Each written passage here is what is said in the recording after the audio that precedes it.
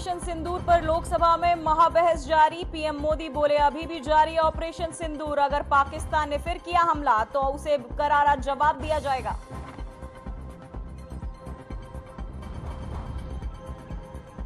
अखिल भारतीय शिक्षा समागम में शामिल हुए सीएम धामी। सीएम श्री केंद्रीय विद्यालय के नवनिर्मित भवन का किया शुभारंभ। नई शिक्षा नीति को बताया भविष्य का मजबूत आधार। विश्व बाघ दिवस पर सीएम धामी का संरक्षण संदेश। उत्तराखंड में बाघों की संख्या में तेजी से बढ़ोतरी, वन्य जीव संरक्षण में जन भागीदारी की अपील।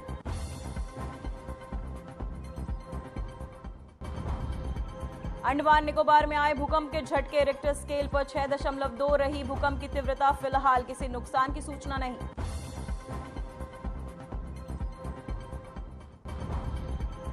देहरादून में भारी बारिश का कहर जारी, जल भराव और ट्रैफिक जाम से जनजीवन प्रभावित। मौसम विभाग ने अगले 48 घंटों के लिए अलर्ट किया जारी।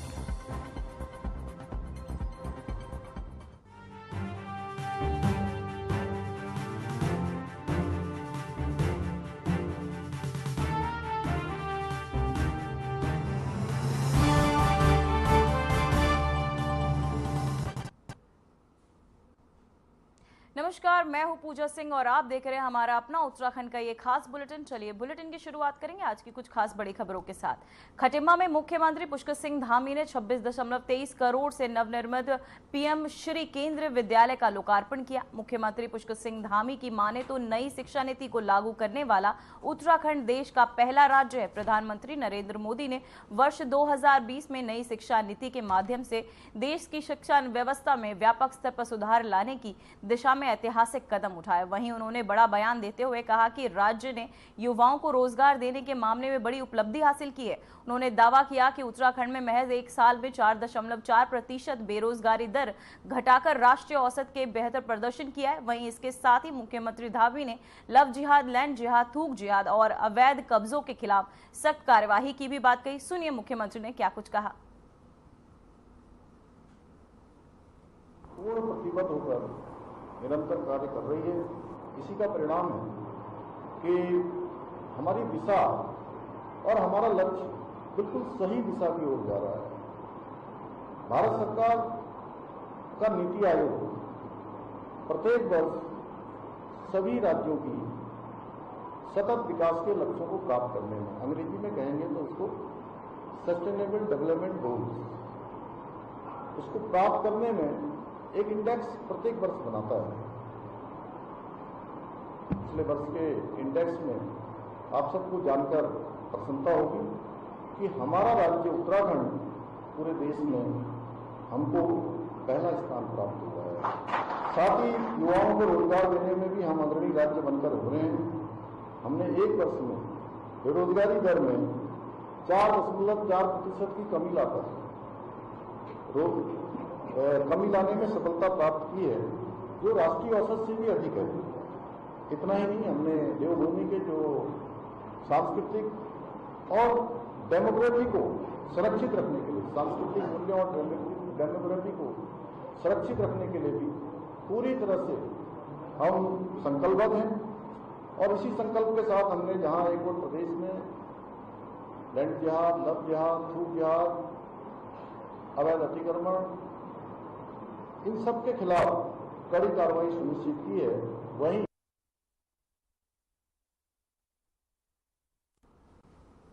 तो वहीं प्रदेश सरकार ने लैंड जिहाद के खिलाफ बड़ा अभियान चलाते हुए लगभग 7,000 एकड़ सरकारी भूमि को अतिक्रमण से मुक्त कराया। इसके साथ ही ऑपरेशन कालनेमी के तहत सनातन धर्म की छवि को धूमिल करने वाले फर्जी बाबाओं को ढोंगियों पर भी बड़ी कार्यवाही की जा रही है। वहीं सरकार का यह अभियान कानून व्यवस्था और धार्मिक आस्था की रक्षा के उद्देश्य से चलाया जा रहा है।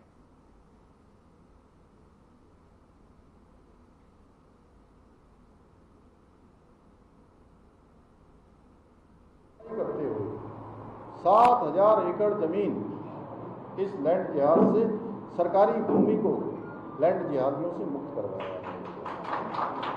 इसके साथ ही अवैध रूप से चलने वाले 200 मदरसे, 500 से अधिक अवैध संरचनाओं को भी हमने हटाया है। इतना ही नहीं, अभी प्रदेश में हमने ऑपरेशन कालनेमी चलाया है। और ये ऑपरेशन कालनेमी ऐसा ऑपरेशन है जो हमारे धर्म के मार्ग पर लोगों के बीच में अवरोध पैदा करने का काम करता है, छद्म वेशधारी बनकर अपना असली रूप बदलकर लोगों को ठगने का काम करते हैं, धार्मिक भावनाओं को आहत करते हैं, सनातन को नुकसान पहुंचाने का काम करते हैं। इन सभी पाखंडियों के खिलाफ हमने सख्त कार्रवाई की है। प्रदेश में लैंड जिहाद पर कार्रवाई तो वहीं डिजिटल इंडिया मिशन के तहत उत्तराखंड को केंद्र सरकार ने एक और बड़ी सौगात मिली। वहीं केंद्रीय ग्रामीण विकास और कृषि मंत्री शिवराज सिंह चौहान ने मुख्यमंत्री पुष्कर सिंह धामी को पत्र लिखकर सूचित किया कि भूमि अभिलेखों में डिजिटलीकरण के लिए उत्तराखंड को और वित्तीय सहायता दी जाएगी। साथ ही मुख्यमंत्री धामी ने मांग पर केंद्र में DILRMP योजना के तहत आधुनिक तकनीकों से भूमि सर्वे और अभिलेख डिजिटलीकरण के सहयोग को मंजूरी दी गई। वे राज्य के लिडार और तकनीकी सर्वेक्षण आधुनिक अभिलेख कक्षों का निर्माण भी किया जाएगा। साथ ही प्रयोग परीक्षण जैसे कार्यों को प्राथमिकता के आधार पर आगे बढ़ाया जाएगा। शिवराज सिंह चौहान ने उत्तराखंड के भू अभिलेख सुधार प्रयासों की सराहना करते हुए कहा कि धामी सरकार डिजिटल भूमि प्रबंधन के नए मानक स्थापित कर रही है। वहीं मुख्यमंत्री धामी ने भी केंद्र सरकार के सहयोग के लिए प्रधानमंत्री नरेंद्र मोदी और मंत्री शिवराज सिंह चौहान का आभार जताया है।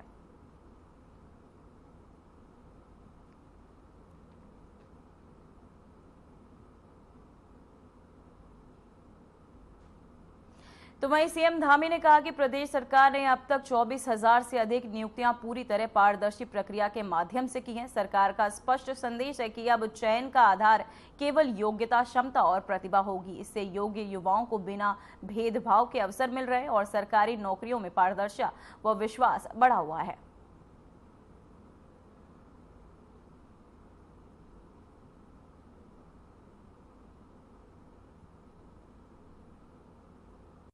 पिछले 3.5 वर्षों में 24,000 नियुक्तियां बिना किसी नकल के संपन्न हो गई और एक भी मामले में नकल का कोई प्रकरण नहीं आया, कोई मामला विवाद में नहीं आया, कोई न्यायालय में नहीं गया। और अब सिलेक्शन का आधार, चयन का आधार नकल माफिया नहीं है, नकल करना नहीं है, भ्रष्टाचार नहीं है, भाई भतीजावाद नहीं है। अब चयन का आधार केवल और केवल है योग्यता, क्षमता और प्रतिभा।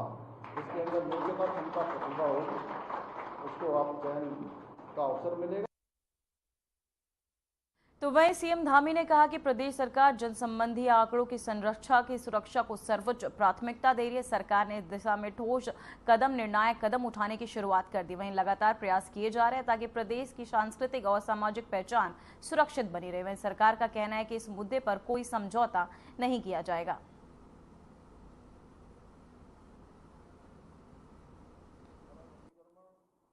सांस्कृतिक और डेमोग्राफी को सुरक्षित रखने के लिए, सांस्कृतिक मूल्यों और डेमोग्राफी को सुरक्षित रखने के लिए भी पूरी तरह से हम संकल्पबद्ध हैं। और इसी संकल्प के साथ हमने जहां एक और प्रदेश में लैंड जिहाद, लव जिहाद, छूट जिहाद, अवैध अतिक्रमण, इन सब के खिलाफ कड़ी कार्रवाई सुनिश्चित की है, वहीं हमने राज्य में सख्त दंगारोधी कानून, सख्त धर्मांतरण कानून और उस कानून को इस बार के विधानसभा सत्र में हम और कड़ा करने की दिशा में काम कर रहे हैं। हम उस एक्ट को और मजबूत बनाएंगे।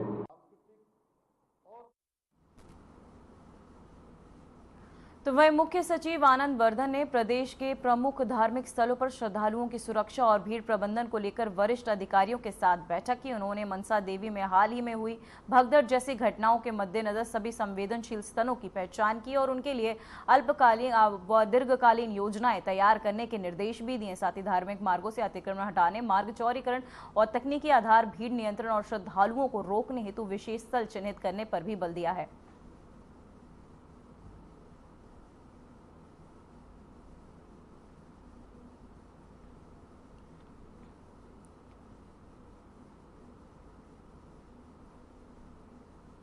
तो वहीं धार्मिक स्थलों पर भीड़ नियंत्रण, साथ ही भगदड़ रोकने को लेकर नई योजना सीएम धामी पुष्कर सिंह तहत बनाई गई। वहीं आपको बताते चले जहां प्रमुख मंदिरों का भी विश्लेषण किया जाएगा, जहां संबंधित अधिकारियों को निर्देश देते हुए भी नजर आए। जहां धार्मिक स्थलों पर भीड़ नियंत्रण को लेकर कई योजनाएं जो संबंधित अधिकारियों के तहत बनाई गई। वहीं प्रमुख मंदिरों का विश्लेषण भी किया जाएगा।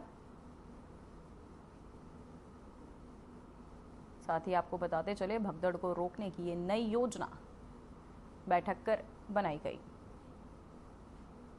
तो वही खबर हरिद्वार से, जहां मनसा देवी मंदिर में हुई भगदड़ की घटना के बाद अब सियासत तेज हो गई। हादसे में 6 श्रद्धालुओं की मौत और दर्जनों घायल हो गए। साथ ही आपको बता दें, घटनास्थल का दौरा करने पहुंचे कांग्रेस नेता करण महारा ने प्रशासन को पूरी तरह नाकाम बताते हुए कहा कि सरकार सिर्फ धार्मिक योजनाओं को वोट बैंक की तरह देख रही, वहीं जबकि भीड़ प्रबंधन के नाम पर कोर्ट ठोस कदम नहीं उठा रही है।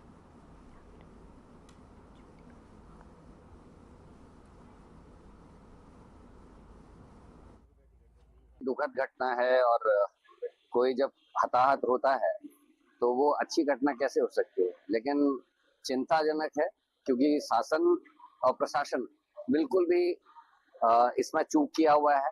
पुलिस को मैं इसलिए दोष नहीं देता क्योंकि पुलिसकर्मी अधिकतर जो है चुनाव ड्यूटी में थे, लेकिन ये प्रशासन का काम था कि व्यवस्थाएं करता और ये ध्यान दिया जाना चाहिए था कि एक मार्ग से जाने का हो, एक मार्ग से आने का हो और वहाँ वॉलंटियर्स काम करें। एनसीसी के जो हमारे बच्चे कॉलेजेस और स्कूल्स में हैं, उनसे कॉलेज से रिक्वेस्ट करके उनकी वॉलंटियर के रूप में ड्यूटी लगनी चाहिए थी अगर पुलिसकर्मी कम थे। तो वहीं हरिद्वार में मनसा देवी मंदिर में हुए भीषण हादसे के बाद जिला प्रशासन अब पूरी तरह एक्टिव मोड में आ गया। वहीं मंगलवार को चंडी देवी और मनसा देवी मंदिर में प्रबंधन के साथ प्रशासन ने एक अहम बैठक की। इस बैठक में मंदिर परिसरों की सेफ्टी ऑडिट के लिए भीड़ नियंत्रण पर कई बड़े फैसले भी लिए गए। अब दोनों मंदिरों के रास्तों पर अब वन वे सिस्टम लागू किया जाएगा ताकि आने जाने वालों की भीड़ एक दूसरे से न टकराए। साथ ही रास्तों में टॉयलेट्स और रेस्ट पॉइंट भी बनाए जाएंगे जिससे श्रद्धालुओं को राहत मिल सके। वहीं बिजली सुरक्षा को लेकर भी खास तैयारियां की जा रही। साथ ही मंदिर परिसरों में मौजूद सभी कनेक्शनों को लेकर ऑडिट भी किया जाएगा। जहां की कहीं भी वैध कनेक्शन मिले उसे तत्काल प्रभाव से काटा जाएगा। वहीं प्रशासन का साफ कहना है कि अब किसी भी स्थिति से पहले जैसी लापरवाही बर्दाश्त नहीं की जाएगी और श्रद्धालुओं की सुरक्षा को प्राथमिकता दी जाएगी।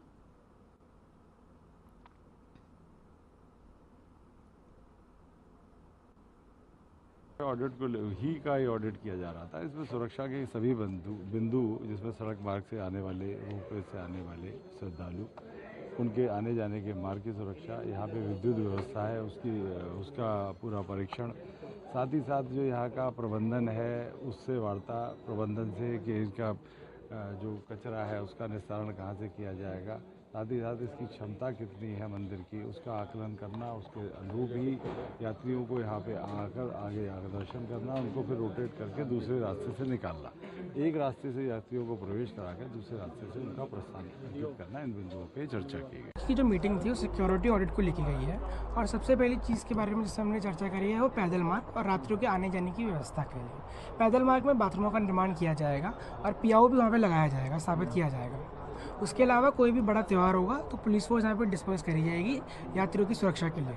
अभी उस बारे में कोशिश कर रही है। यहाँ पे 2 रास्ते हैं, एक रास्ता काली मंदिर से आता है और एक रास्ता यहाँ पे ट्रॉली की साइड से जाता है, तो उन दोनों रास्ते की एक बार मरम्मत होगी और फिर उसके अकॉर्डिंग वहाँ पे छोड़ दिया जाएगा। शासन का सहयोग हम 100% देंगे और उसके अलावा यहाँ पे हमने दुकानों की अतिक्रमण के लेके भी हमने बात करी थी और आज प्रशासन उसमें हमारी मदद करके वो सारा हट जाएगा यहाँ से।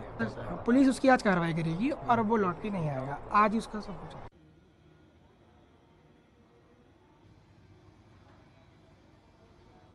तो वहीं नैनीताल जिले के सदर राजस्व कानूनगो राहुल देव को वर्षों से दबाए जा रहे असम दरामद प्रकरण में लापरवाही बरतने के आरोप में निलंबित कर दिया गया। वहीं ये कार्यवाही डीएम ने कड़े आदेश के बाद दी गई, जिसे राजस्व विभाग में हड़कंप मच गया। वहीं मामला 2018 के कलेक्टर द्वारा पारित आदेश के बावजूद नक्शा दुरुस्ती को नहीं कराने से जुड़ा है। वहीं बुजुर्ग फरियादी रविंद्र सिंह ने वर्षों से इस प्रकरण को लेकर शिकायत दर्ज की थी, लेकिन सदर राजस्व कानूनगो ने इसे दबाए रखा। कई बार एसडीएम और तहसीलदार के तहत चेतावनी देने के बावजूद कोई सुधार नहीं हुआ। तो वहीं जनता दर्शन के दौरान फरियादी की शिकायत सुनने के बाद डीएम ने त्वरित कार्यवाही करते हुए संबंधित कानूनगो को निलंबित कर दिया है।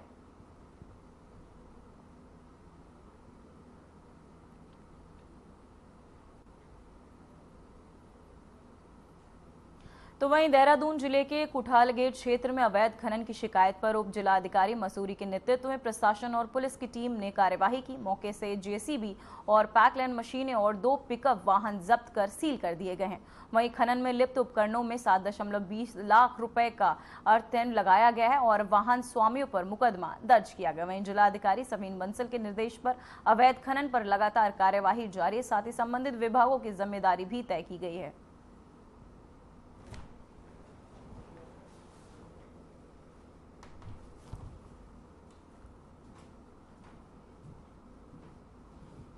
तो वहीं रुद्रप्रयाग जिला का चिकित्सालय बेहद बदहाल स्थिति में है। अस्पताल में न डॉक्टर उपलब्ध है, न दवाइयां और न ही सही इलाज की व्यवस्था। यहां तक कि सामान्य बीमारियों के मरीजों को भी अन्य अस्पतालों में रेफर कर दिया जाता है। राज्य निर्माण में 25 साल बाद भी उत्तराखंड बुनियादी स्वास्थ्य सुविधाओं के लिए संघर्ष कर रहा है। तो वहीं नेताओं ने विकास के बाद वादे और प्रचारित होर्डिंग्स में अब खोखले और झूठे प्रतीत हो रहे हैं, जिससे आम जनता निराशा और रोष बढ़ चुका है।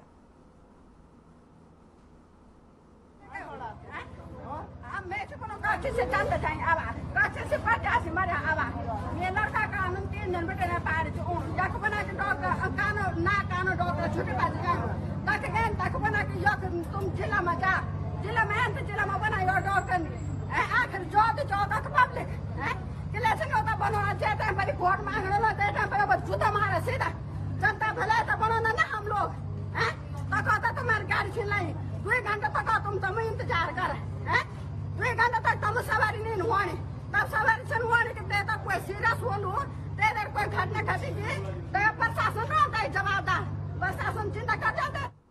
तो वहीं लगातार हो रही बारिश के बीच केदारनाथ यात्रा मार्ग पर स्थिति गौरीकुंड के पास उत्तराखंड पुलिस ने श्रद्धालुओं को सुरक्षित मार्ग पर कराने के में जुटी हुई है। वहीं पुलिस बल पूरी तरह मुस्तैद और सुरक्षा साथ ही यातायात में आपको बताते चले हर संभव प्रयास भी किए जा रहे हैं। वहीं प्रशासन की ओर से सभी यात्रियों से सावधानी बरतने और निर्देशों का पालन करने की भी अपील की गई ताकि किसी भी अप्रिय स्थिति से बचा जा सके।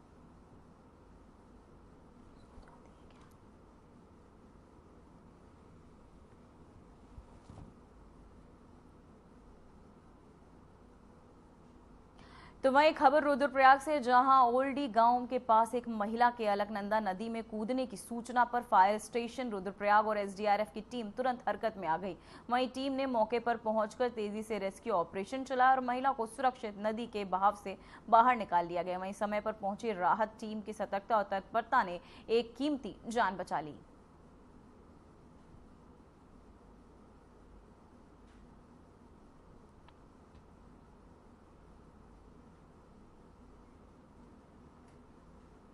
तो वहीं उत्तराखंड पुलिस ने सोशल मीडिया पर वीडियो जारी कर अलर्ट जारी कर दिया है। वहीं पुलिस ने बताया कि ऊपरी इलाकों में बर्फबारी पिघलने और लगातार बारिश के चलते अलकनंदा नदी का जल स्तर तेजी से बढ़ रहा है। वहीं श्री बद्रीनाथ धाम आने वाले श्रद्धालुओं से अपील की गई कि वे नदी के किनारे जाने से बचे। साथ ही नदी किनारे रहने वाले नागरिकों को सतर्क और सचेत रहने की भी सलाह दी गई, वहीं ताकि किसी भी आपदा से बचाव हो सके।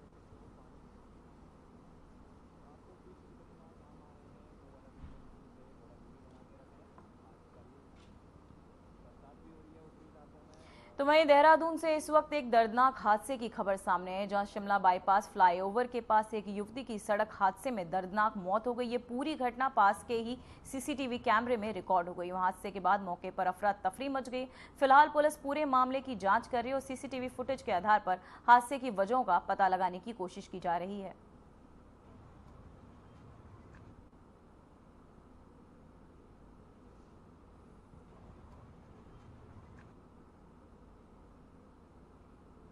तो वहीं आपको बताते चले हादसे की जांच में अब पुलिस जुट चुकी है। साथ ही आपको बता दें कि फ्लाईओवर के पास एक बड़ा हादसा, जिसके चलते आपको बताते चले हादसा के कारणों का पता पुलिस लगा रही है। युवती की मौत से जो है इलाके में सनसनी फैल चुकी है। हादसे की जांच अब की जा रही है। साथ ही सभी चीज़ों का पता पुलिस के तहत लगाया जा रहा है, हादसे के कारणों का पता लगाया जा रहा है। वहीं आपको बताते चले फ्लाईओवर के पास एक युवती की मौत हो गई, जिसके चलते पूरे इलाके में सनसनी फैल चुकी है। हादसे की जांच में अब पुलिस जुट चुकी है।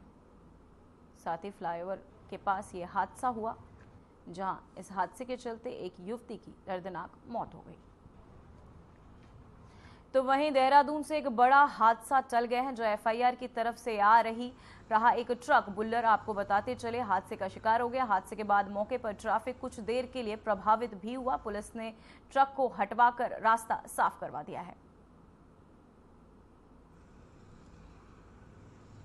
तो वहीं बुल्लर फ्लाईओवर पर हादसा, जहां फ्लाईओवर की दीवार पर एक ट्रक चढ़ गया, जहां आपको बताते चले फ्लाईओवर ट्रैफिक पर असर, जहां जाम की स्थिति भी बन चुकी है, वहीं आपको बताते चले जिसके चलते अब यातायात भी बाधित हुआ। साथ ही आपको बताते चले अब बुल्लर फ्लाईओवर पर यह हादसा, जिसके चलते फ्लाईओवर पर ट्रैफिक का असर जो है देखने को मिला, जाम की स्थिति बनी रही, जिसको अब आपको बता दें पुलिस के तहत हटाया गया, ट्रैफिक पुलिस के तहत, साथ ही अब सुचारू कर दिया गया है। तो वहीं हरिद्वार पुलिस को बड़ी सफलता मिली है, जो है NAFIS यानी नेशनल ऑटोमेटिक फिंगरप्रिंट और आइडेंटिफिकेशन सिस्टम की मदद से 2 अज्ञात शवों की पहचान कर पुराने आपराधिक रिकॉर्ड से लिंक जोड़ा गया। वहीं पहचान किए गए शवों में एक अक्षय जो हरियाणा का रहने वाला है और पूर्व अभियुक्त है, वहीं दूसरा शव नरेंद्र का है जो गुजरात से है और उसके खिलाफ 2012 में FIR भी दर्ज थी। न चेहरा न पहचान, फिर भी फिंगरप्रिंट डेटा ने खोले ये सारे राज। तकनीक के जरिए हरिद्वार पुलिस ने अपराधियों की पहचान कर बड़ी कामयाबी हासिल की है। तो वहीं हरियाणा पुलिस के हाथ लगी ये बड़ी कामयाबी, जहां तकनीकी से सुलझे पुराने रंजिश।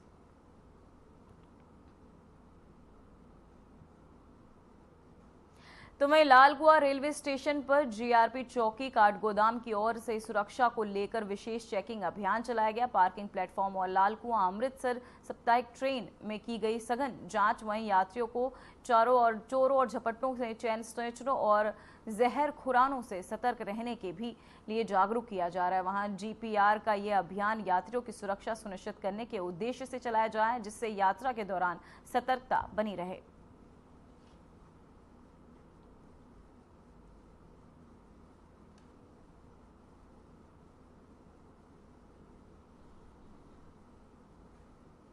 तो वहीं पौड़ी से एक बार फिर गुलदार की दहशत की तस्वीर सामने आई, जहां खंड विकास कार्यालय के पास सुबह उस वक्त गुलदार शिकार हुआ, जहां देखा गया, जहां घटना भी GR कॉलेज के पास बताई जा रही है, जहां लोगों ने गुलदार की मौजूदगी देख वन विभाग और पुलिस को सूचना दी।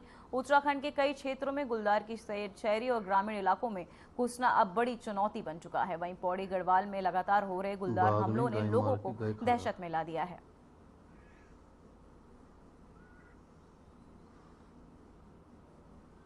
वहीं आपको बता दें, स्थानीय लोग लगातार प्रशासन से गुलदार को पकड़ने की गुहार लगा रहे हैं।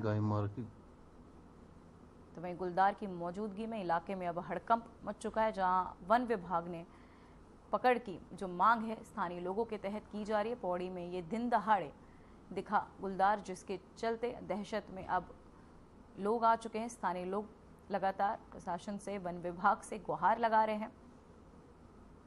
गुलदार को पकड़ने की लगातार मांग की जा रही है।